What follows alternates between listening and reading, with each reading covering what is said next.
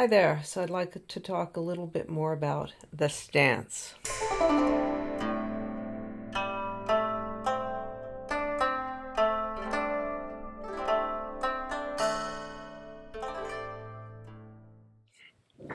But first of all, I never thanked a few people that I met at Chino, and there's a lot of people I really appreciate that I met whose names don't come to me right off the bat.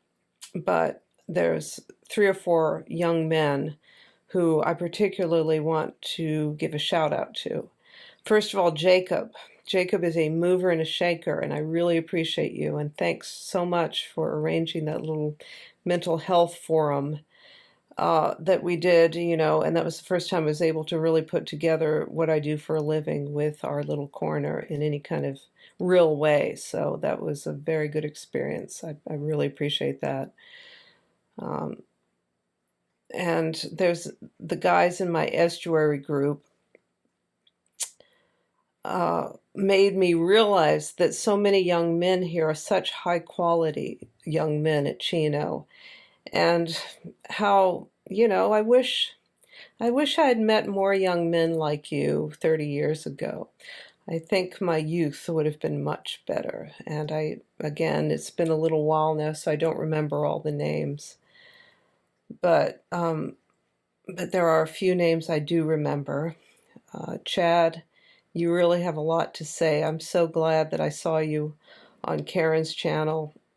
Uh, the way you feel about faith, I really relate to it, and I'm going to be talking to Karen soon, so I'm going to bring that up. Graham, what can I say? The wise fool is wise, and in your case, very, very smart.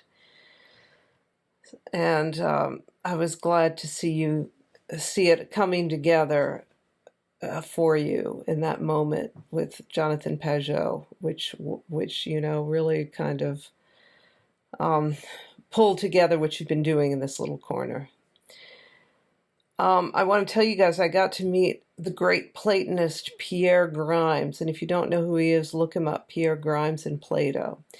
And this sage, which he is, gave me a mini lesson on Plato. And hopefully, he had been brought there by a colleague who wanted to connect him with John Vervaeke, and I hope that happened. And there are many others whose names I might not recall. A couple of fellows who do work for, like Taylor, who do work for John Vervaeke. But I shared a lot of quality events with many people at Chino, and, it had a very different feel from Thunder Bay, but there were some similarities, and I'll be talking to Karen about this stuff. Okay, so let's go on to the stance. In my last video about the stance, I tried to describe this open sensibility, what Pirsig might characterize as an openness to dynamic quality or to quality itself, an openness to the good that is always with us if we allow it, and if we don't let all the gumption, all the traps get in our way. He would call them gumption traps, refer to chapter 26 of Zen and the Art of Motorcycle Maintenance. But when we allow ourselves, our true essence, to come in contact with what is good without our ego and all these other things being in the way, that's roughly the stance. In Eastern philosophy, that would mean allowing what is, or the way, like Tao, to guide you versus what your ego is dictating to you. In Western philosophy, that would be the open stance of love. And I think that particular love is agape. As I just said, openness to the good. Okay, a little bit of Zen here from Robert Pirsig. While living, be a dead man, be completely dead, and then do as you please, and all will be well. So maybe you want to reflect on that for a minute. I happen to know the answer to that koan, or to this verse, because right after it, Pirsig tells us what the answer is, but I'll give you that later. So Jonathan Pageau has said that Christ is coming, that there is going to be a second coming, that this is promised. Could the precursor of the second coming of Christ be that infusion of spirit in the sense that happened at Chino, that we're all detecting a change in attitude? Remember, we're all kind of bombarded with the same technological bullshit and on social media and all this crap. And yet at Chino, we seem to not have to rely on that. Sure, there were technological things, that it was beautifully recorded, for one, by the church. A beautiful use of technology, but you didn't see people on their phone all the time unless they needed to take a picture or occasionally look something up. But Google took really a second. You know how, looking things up on Google can kind of be the mainstay of a conversation. And you didn't really have that at Chino. You didn't have much phone activity at all. All right, so is the precursor of the second coming a change in attitude? I want to propose something that might sound a little heretical, but I don't mean it that way. And we're constantly working things out in a way that makes sense for us. And in Chino, a big part of this is Christians from Orthodox all the way down to, agnostics. I don't think there are too many atheists who came to Chino, so I'm not going to include that as a category. I don't want to rule that out, but you've got a whole spectrum of engagement in a relationship with God. Jacob is Jewish, so he sees things from that perspective. I don't know if there were other religions there, but whatever the case, there's something we've all been doing in this little corner because our lives depend on it in a way. We want to live through meaning and not through distraction, not through subservience to malevolent powers and principalities, let's say. We want to be able to detect what is good. And I would say the basis of a lot of the work at Chino is just that, going back to the stance. I think we have a misconception when it comes to the second coming. And, correct me if I'm wrong, because I'm very, very ignorant in this arena, despite the fact that I was raised Episcopalian. I think I shared my story that my parents kind of ditched the church when, I think it was, now I realize what it was. It was the Jesus Revolution, and they didn't really like all the macrame and stuff, and the hey man, Jesus is cool. I think that kind of alienated them in the 70s. But anyway, the point I was going to make is I think we have a misconception, or there is a misconception. In fact, I don't know if anyone actually thinks this way, but if you do, let me know, because I like I said, I know I'm really trying to figure this stuff out. That there's a man who's going to suddenly show up with stigmata, maybe, and maybe from a mountaintop, tell us he's arrived. And I don't think it's going to happen like that. As with the original appearance of Jesus Christ, we only knew Jesus Christ was only established after the fact. I mean, he had followers, but then again, there were many people like Jesus. And, this is more of the Bart Ehrman historical Jesus stuff that is revealed, that there were many small mystic cults, I guess you could say, that were similar to what Jesus was doing, but we only knew after the fact that Jesus was the Christ, that he was the one who got it right. And that's because Paul told us, right? Paul had his revelation, and he told us this is the one that we need to follow. And that's when, all right, again, correct me if I'm wrong, but that's when Paul curated what Jesus had said and then spread that word throughout the area, of that Levant or whatever you call that area.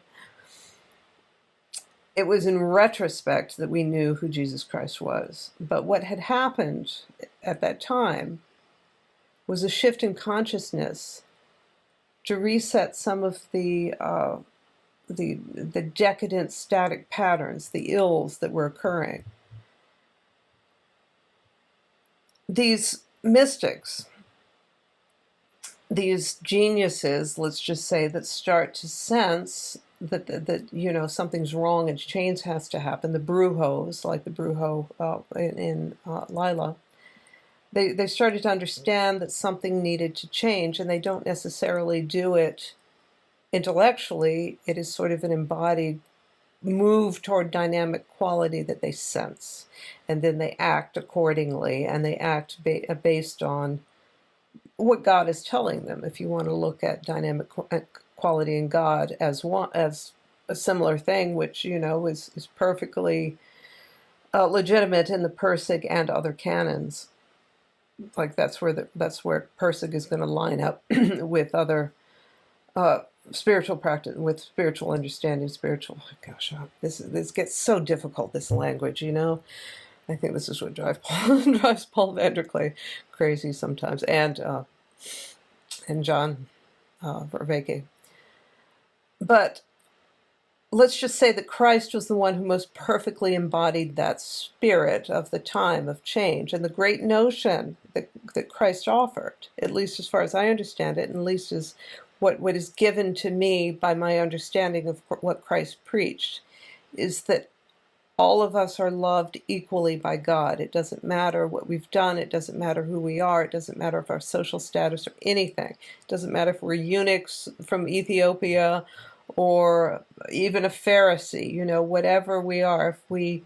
If we surrender to that love, then we all have the capacities to surrender with that love, and hopefully Jesus says you'll take it. So that's something that can't change now, because as oppressive as any human social pattern or culture, anything that's going on now or has gone on, it cannot be unseen that all men or all people are created equal in the eyes of God. This is something that is going to be beyond anything that any oppressive regime or any dumb,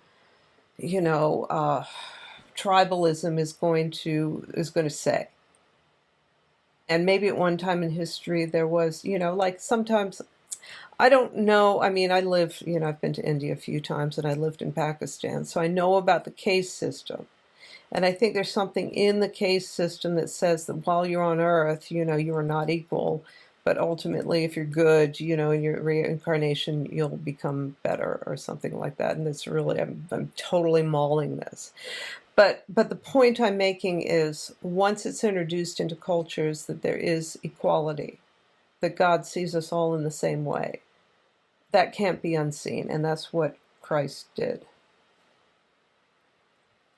Now we're beset with oppressive forces that are made stronger by technology, and that technology itself is an oppressive force. If you just say digital networking, you can call it simulation or whatever you want to call it.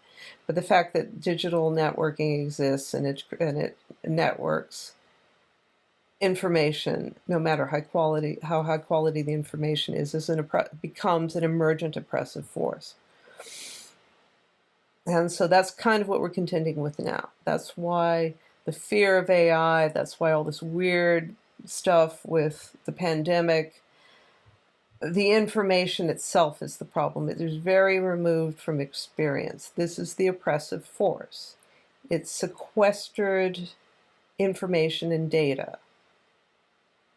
You know what I mean by sequestered? It's not, there isn't a through line to the actual experience, to the actual origin of this data.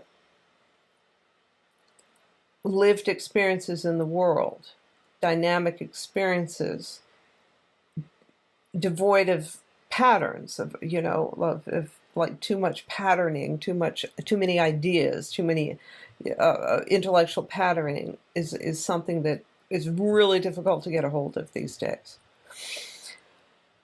What if the second coming is a profound change in the attitude towards this kind of oppression from this information, from these intellectual patterns?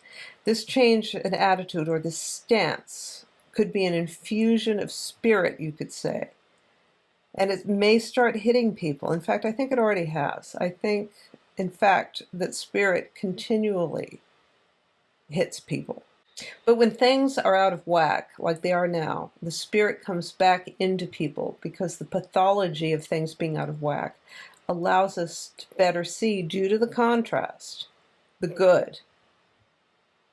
So when things become fragmented and so removed from experience, there needs to be a way to draw it all back together. Regrouping into whole, as you've heard everyone in this corner say, that our patron saints have all said this. We're too fragmented. We need to come back together. Now, all three of our patron saints have a different conception of how that needs to be, but nonetheless, that's the commonality.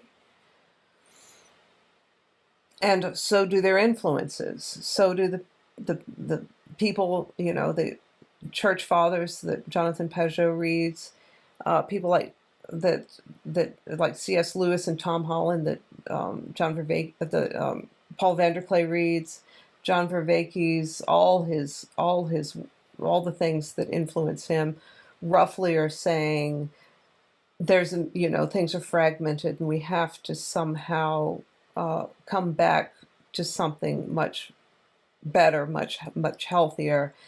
This is just generally the pattern of what's going on. Things are too fragmented. We've got to regroup. And the stance itself of wanting real experience again together as a group, as fellow human beings together, is a stance that might prompt us to use technology in a much more sustainable way. And since that's how this pathology is really showing its, demonic face in terms of social media, in terms of AI, in terms of, these conspiracy theories that, have a lot of truth behind them, right? I mean, just look at Jonathan Pageau explain conspiracy theories and how much they make sense in terms of the universal malaise. And this stance can hopefully, this shift in attitude, can prompt us to use technology in a way that is higher quality. All right, I want to read a little Persig. Now, what I should read is something from the technology section of Zen in the Art of Motorcycle Maintenance, but I'm not going to, because I'm going to be talking about this, I think, more. So there's many chances. I want to read something else that just hit me when I was thinking about this. But learning what quality really is requires not an addition of dialectical knowledge, but a subtraction of dialectical knowledge, to see that the quality that is always present.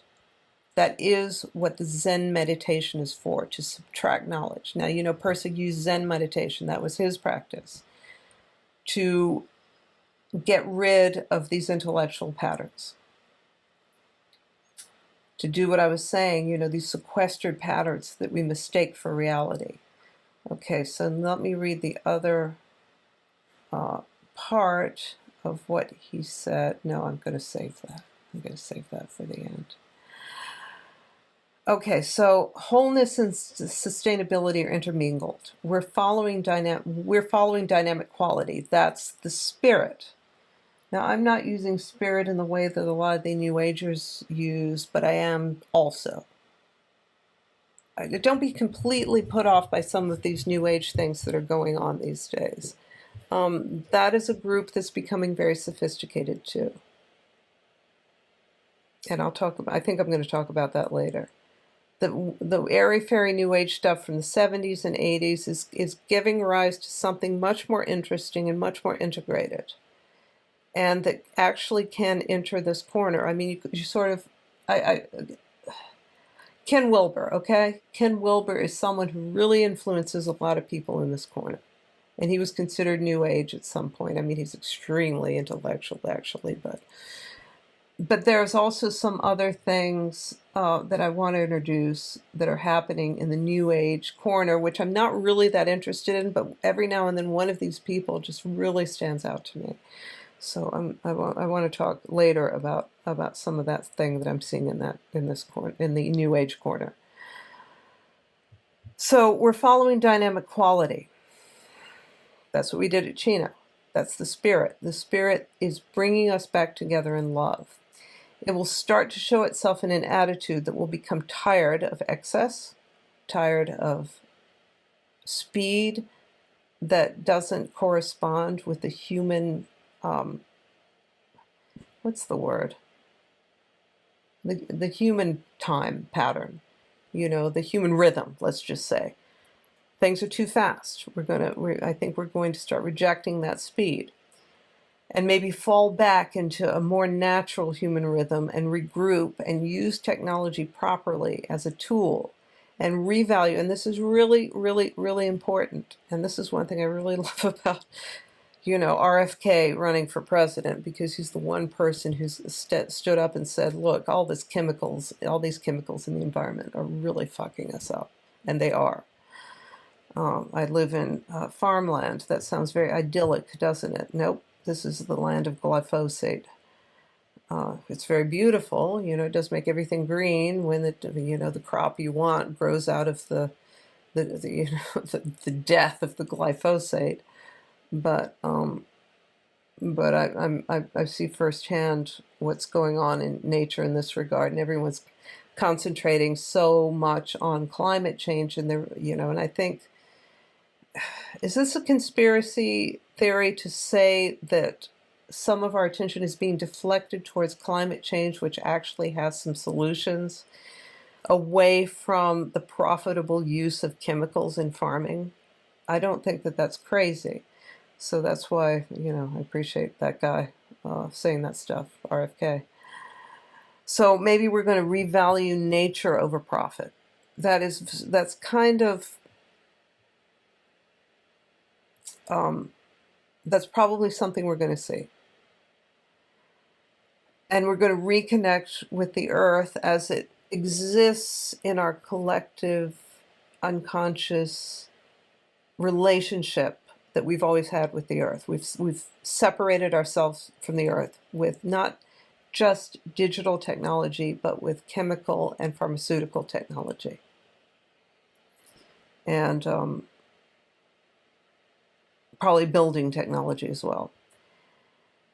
So hopefully, as we're moving towards quality, a more quality way of being in the world, this shift in attitude, this stance that we need to take of placing technology of all sorts in its proper place, by seeing it with fresh eyes as tools, not substitutes for reality, and not hazy worlds that we live in that are completely artificial.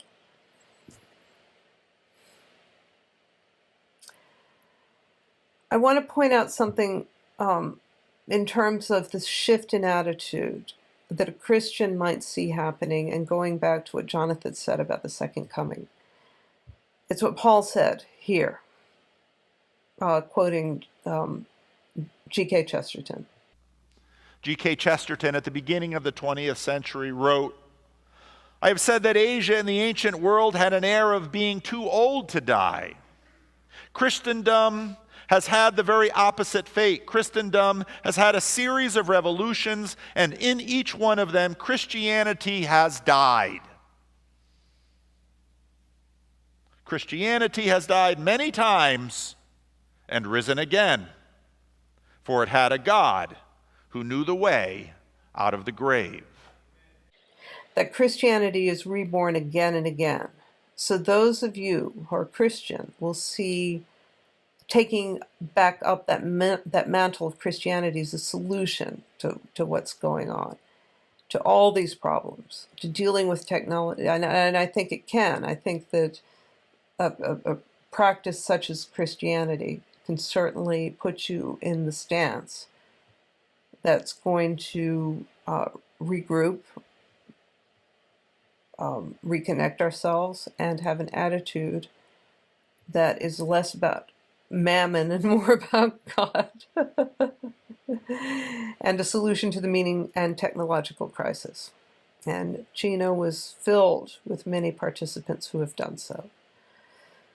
So ultimately, as I tried to lay out in my last video, one stance is to become the best person one can through the imitation of Christ. The other is to follow the good of dynamic quality, which is a more Eastern and Neoplatonic approach. And in my opinion, and I'm sorry, I know many Christians are not going to agree with me, but I think that both stances work. And I think some people just cannot follow Christ in the way that you would like us to, or that a Christian would feel like one should. However, one can follow the good of dynamic quality, and the Eastern and the Neoplatonic approach, or the Zen approach, or the Taoist approach, or the mystical approach can work for both of us. So this is something that Persic said. Quality, this is a letter from April 24th, 1992, and all these quotes are from On Quality, his latest book, posthumous. Quality and spirituality are synonymous, so that a metaphysics of quality is in fact a metaphysics of spirituality. There is a dynamic spirituality which is undefinable, and a static spirituality which consists of intellectual spirituality, theology, social spirituality, the church, and biological spirituality, ritual. So I understand my perspective on this, again, is not coming from someone who's given their life to Christ. But although I'm not a traditional Christian, I'm not an atheist, and I do love Christ in my own way. And just like Estuary, I see the commonalities between my point of view and the traditional Christian point of view as a strength, not a weakness. And those commonalities are a way forward for all of us. This little corner, our attitude, or our stance in this little corner, is the nexus point that will rise to the occasion of an out-of-control technology and the ensuing crisis of meaning that comes from that, and is an antidote. And it's here in this little corner, as John's expressed in this next clip I'm going to show. And I think every time I hear you say we, I think it depends what we is. And I think in that sense, that's where I see this little corner coming to meet this moment. Oh, I hadn't thought about that. Because So just let me make sure and sorry for interrupting, I just want to get it. Instead of the we being, it's like, no, this little corner is a nexus point of many different Christian groups and non-Christian groups, and that nexus point is perhaps the place we should look for as the thing that will rise to the response. Is that what I'm hearing you say? Yes. That's really good, Paul.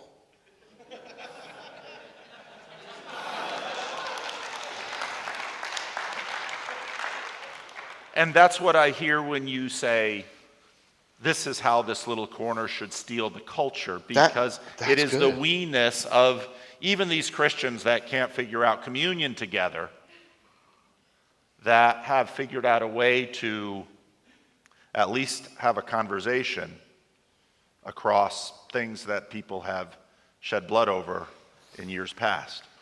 No, sorry, I'm not saying no.